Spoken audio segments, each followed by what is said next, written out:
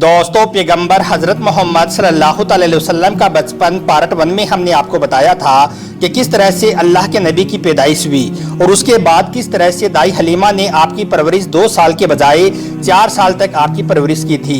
और जब पैगंबर हजरत मोहम्मद सल्लल्लाहु अलैहि वसल्लम की उम्र मुबारक 4 साल की हुई तो किस तरह से आपकी वालिदा हजरत आमिना आपको लेकर वापस मक्का गई।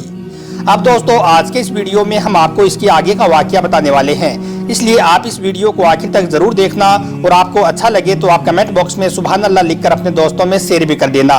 तो चलिए दोस्तों, शुरू करते हैं। दोस्तों, पैगंबर हजरत मोहम्मद सल्लल्लाहु अलैहि वसल्लम की उम्र मुबारक जब 4 साल की हुई तो आप मक्का में वापस आ गई और उसके बाद आप अपनी वालिदा हजरत आमिना के पास रहने लगी। उसके बाद जिंदगी के दिन बीतते चले गई। सन 575 या 576 में जब आपकी उम्र 5 और 6 साल के बीच हुई तब आप अपनी माँ हजरत आमिना के साथ और अपने दादा अब्दुल मुत्तलिब के साथ मदीना की तरफ निकले। मदीना में आपके लिए 2 खास बातें थी। एक तो यह कि मदीना में आपके वालिद हजरत अब्दुल्ला की कब्र मुबारक थी और दूसरी बात यह है कि मदीना में आपके दादा अब्दुल मुत्तलिब का ननिहाल भी था। दोस्तों, उस जमाने में सफ़र एक महीने या डेढ़ महीने का हुआ करता था, इसलिए आपका यह सफ़र भी तकरीबन महीने भर का था।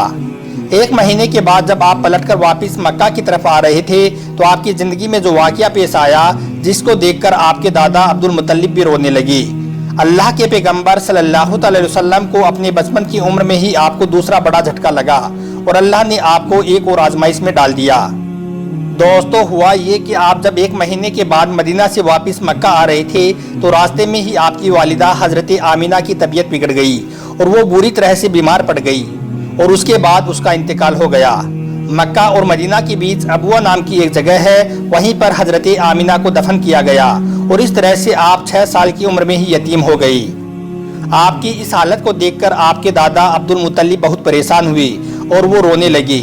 एक तो ये कि आपकी पैदाइश के कुछ दिन पहले आपके वालिद हजरत अब्दुल्ला का इंतकाल हो गया था और अब दूसरा झटका यह लगा कि आपकी उम्र अभी 6 साल की भी नहीं हुई थी कि आपकी वालिदा का भी इंतकाल हो गया।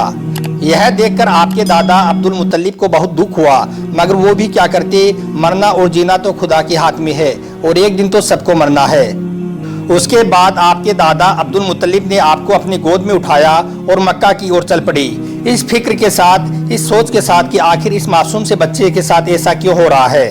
दोस्तों, आप जरा सोचकर देखिए कि उन बच्चों पर क्या बीतती होगी जो बचपन में ही यतीम हो जाते हैं, जिनके वालिद और वालिदा का इंतकाल बचपन में ही हो जाता है।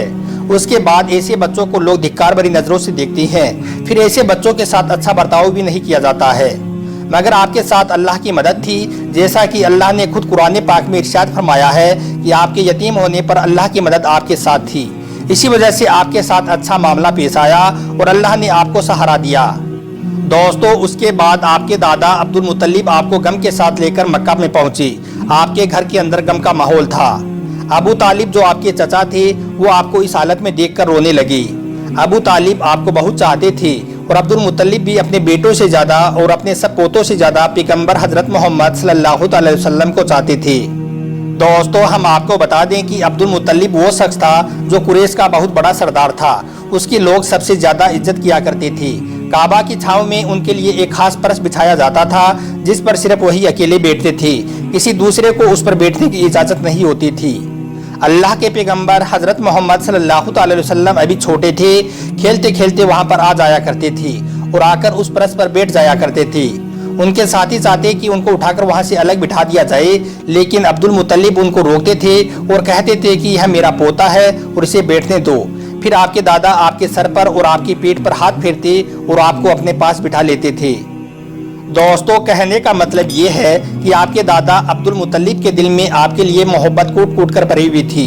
आपकी वो हर ख्वाहिश का ख्याल रखते थे, आपकी हर ज़रूरत को वो पूरा किया करते थे, आपको किसी भी तरह की कोई तकलीफ नहीं होने देते थे। वो हमेशा आपको अपने साथ रखते, अपने साथ घुमाते फिराते और हमेशा आपको खुश रखते। दोस्तों, ऐसे करते करते दिन बीतते चले गई। अब आपकी उम्र मुबारक 8 साल की हो गई। मगर सोचिए, अल्लाह के नबी ने कैसी कैसी आजमाइशों से गुजरकर अपनी ज़िंदगी का सफ़र पूरा किया। अब आपकी उम्र मुबारक 8 साल 2 महीने और 10 दिन की हुई तो एक दिन अचानक आपके दादा अब्दुल मुत्तलिब का भी इंतकाल हो गया। मरते वक्त आपके दादा ने आपकी परवरिश का जिम्मा अबू तालिब को सौंप दिया। अबू तालिब आपके सगा चचे थे। दोस्तों जरा सोचिए उस बच्चे पर क्या गुजरती होगी जिसके बचपन में ना तो माँ का साथ होता है और ना ही बाप का साथ। एक दादा का सहारा होता है, वो भी चला जाता है। उसके बाद आपकी परवरिश का जिम्मा आपका चचा अबू तालिब उठाता है। दोस्तों उसके बाद अबू तालिब ने आपको सहारा दिया, आपकी हर तरह से हिफाजत की, आपकी दुश्मनों से, तलवार से, हर तरह से आपको महफूज रखा और आखिरी सांस तक आपकी मदद करते रहे। हालांकि अबू तालिब पैसे वाला नहीं था, फिर भी आपको किसी भी बात की कमी महसूस नहीं होने दी। आप जिस भी चीज़ की ख्वाहिश करते थे आपको पूरी कर देते थे। दोस्तों उसके बाद दिन बीतते चले गए। अबू तालिब जब भी किसी सफ़र पर जाती तो आप पैगंबर हज़रत मोहम्मद सल्लल्लाहु अलैहि वसल्लम को अपने साथ लेकर जाती, क्योंकि उस ज़माने में सफ़र बहुत लंबा हुआ करता था। एक डेढ़ महीने का सफ़र होता था और अबू तालिब नहीं चाहते थे कि यह मासूम सा बच्चा जिसके ना वालिद ना वालिदा का सहारा है, ना कोई दादा का सहारा है, उसको किसी और के भरोसे छोड़कर जाऊं और उसको तकलीफ हो। दोस्तों एक बार अबू तालिब अपने काफिले के साथ मुल्क शाम की तरफ तिजारत के लिए रवाना हुआ।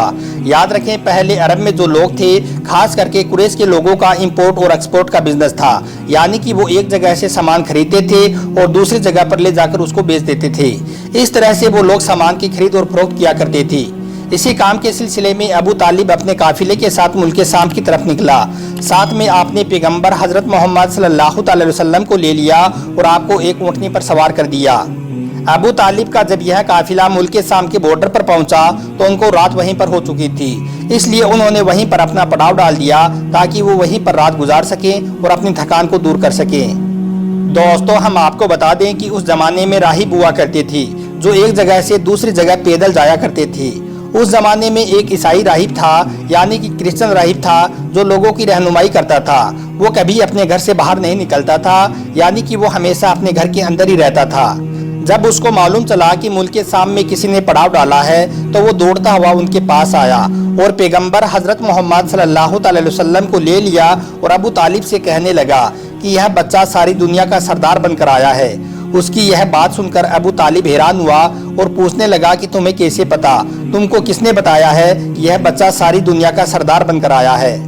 तो उस राहिब ने कहा कि जब तुम उस घाटी से इधर इस घाटी में आ चुके थे तो इस घाटी में ऐसा कोई भी दरख्त और पत्थर नहीं था जो इस बच्चे को देखकर सजदा ना किया हो, और पत्थर और दरख्त सिर्फ उन्हीं लोगों को सजदा करते हैं जिसको अल्लाह अपना पैगंबर बनाकर भेजता है।